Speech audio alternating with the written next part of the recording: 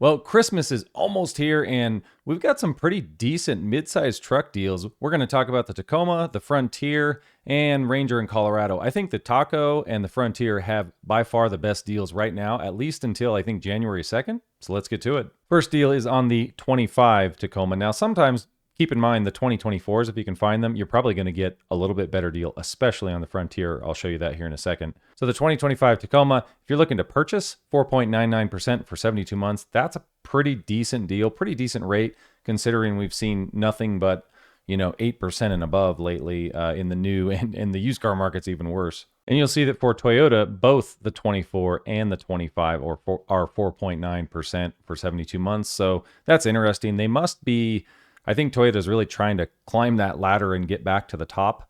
I think they've been selling a lot of Tacomas, just not as many as they'd hoped. I know some of you are actually interested in leasing, not buying some of these new vehicles, which makes a lot of sense. If you're just exchanging cars every couple of years, a lease might be the best way to go. So a 2024 SR5 Tacoma, $289 a month for 39 months, $25.99 due at signing.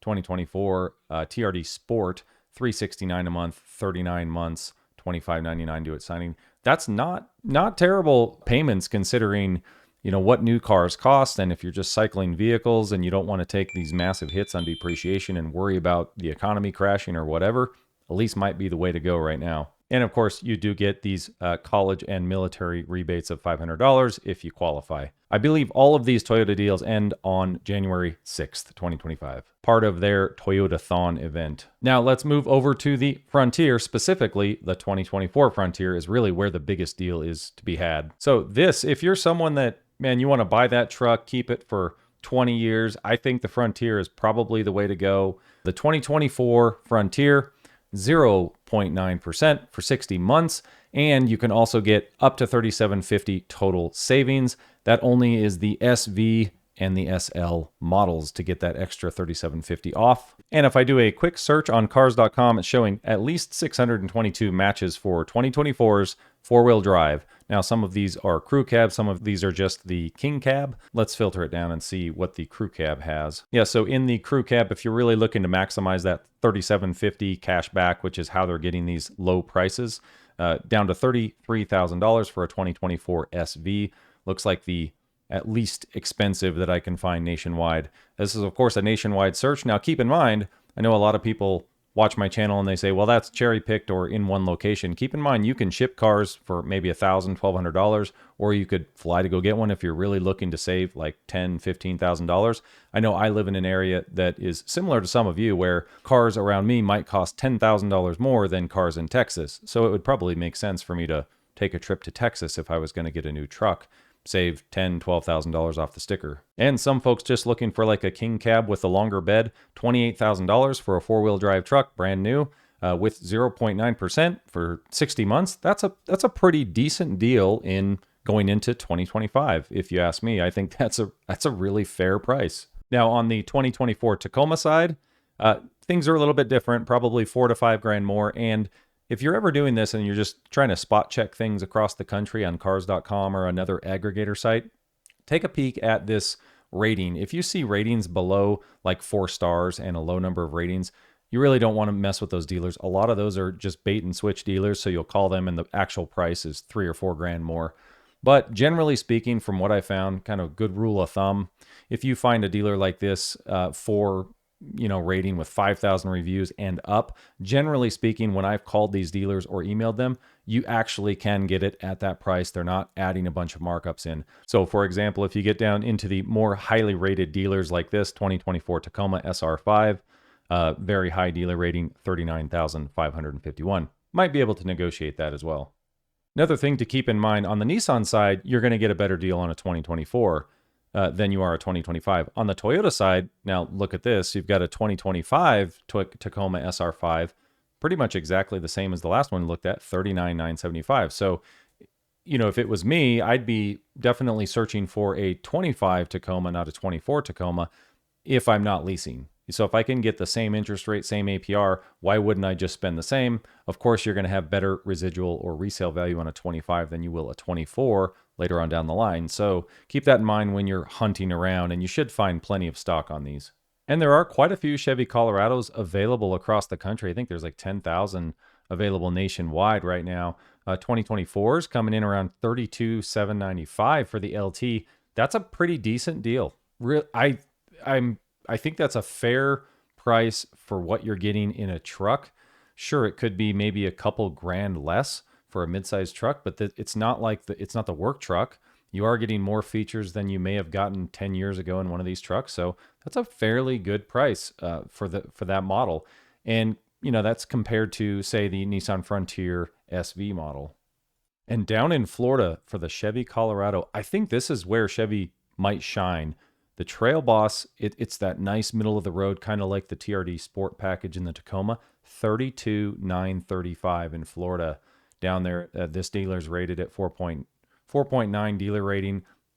Maybe I'm wrong, but a lot of these prices are fairly low on the Trail Boss.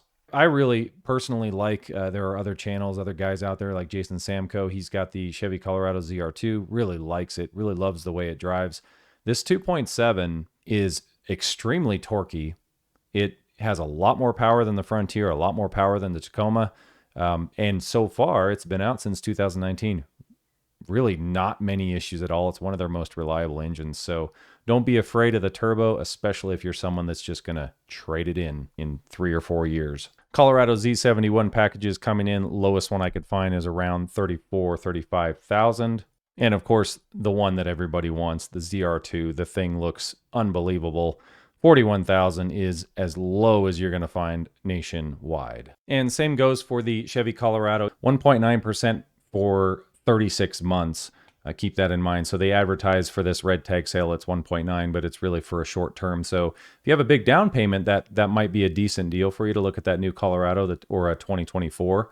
Same thing goes for the lease deals on the Colorado, $369 a month, 36 months, and you have $4,000 due at signing. And if you're just looking for a decent, affordable truck on the Ranger side, 2024 Ranger XL Crew Cab, 33,000 looks like is about the lowest value you're going to find here in Alabama, Texas. These are high-rated dealers, so that's a pretty good sign. They're hovering kind of in the Nissan Frontier range with 2024 models, so that's surprising to me.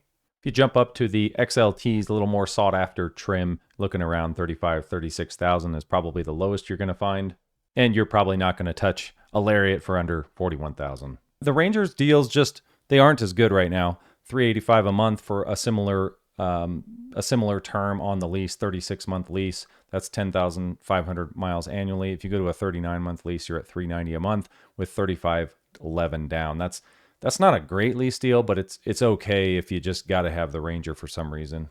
And at least as advertised on Ford's site, their financing deals aren't great either at Ford. 3.9% for 36 months. If you jump up to 60 months, you're at 5.9%, and 72 months, 7.9%. So Ford's kind of, I think they're probably the least appealing deals right now, but they are a well-loved design on the truck. I think they're in high demand, and they're not having to throw out as many discounts as some of the other brands. And the last midsize I would include maybe on this list, I know that the Ridgeline is just unibody, not body on frame. It's not quite the same maybe level of truck that some of the others are, but a lot of people are still interested in this. It's sort of similar to the Maverick, where it bridges that gap between like a Maverick and something that's just a real heavy-duty truck. So the 25 Ridgeline, 2.9% for 24 to 36 months, 4.9% APR for 37 to 60 months. The lease deals are okay. On a 24, you can get a $349 a month lease for $36.99 down. Not terrible, not great. They're kind of somewhere in the middle on the Ridgelines, but there are a lot of Ridgelines available right now. So if you look right here, we've got 8,290 Ridgelines available for sale just on cars.com, 2024s and 25s. So quite a bit more stock than the other brands. So maybe more wiggle room, kind of depends on the dealer. And hey, interesting enough, this is actually located in my area. The 24 Ridgeline Sport is $37,245 here in Colorado. That seems to be the lowest price nationwide. They're probably all going to be fairly similar. So do any of these deals interest you, or what would need to change? Like if these deals aren't quite low enough, is it the MSRP or the financing or both? Maybe if we had like 0% for 72 months and maybe 3 or 4,000 lower on MSRP. Would that get you to bite? Just let me know in the comments what you think. Again, thanks for watching. Till next time, and Merry Christmas.